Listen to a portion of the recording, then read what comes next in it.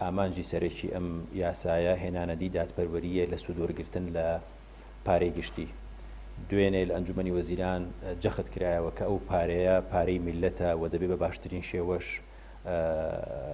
ئیدارە بدرێ و بەڕێوە ببرێت و ناکرێت کە لەم پارەیە کەسانێکی شایستە مەحروم بکرێن و کەسانێکی ناشایستە بە ناڕەوایی سوود لەم پارەی وەربگرێت. خۆتان ئەزانن لە هەرێمی کوردستان ماف و شایستەدارایەکانی کە سوکاری شەهیدان و ئەنفال کراوان و زیندانیانی سیاسی بە یاسا پارێزراوە.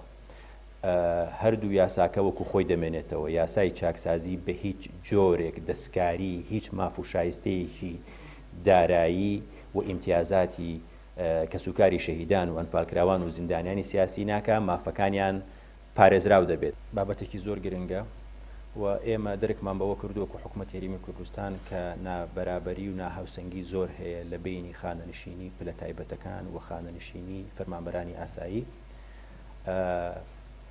و نزیکەی لە هەرێمی کوردستان 9 یاسا هەیە کە تەنزیمی خانەنشینیەکە. لە عێراق طبعاً ئەم بابەتە چارەسەر کراوە لە ساڵی 2014 یاسایەکیان دەرکردووە پێی ئەڵێن یاسای خانەنشینی یەکگرتو. یەکێک لە سوودە باشەکانی ئەم یاسای چاکسازیە بۆ خانەنشینان لەمە دووە سندوقی خانەنشینی ئاکتیڤە بێتەوە.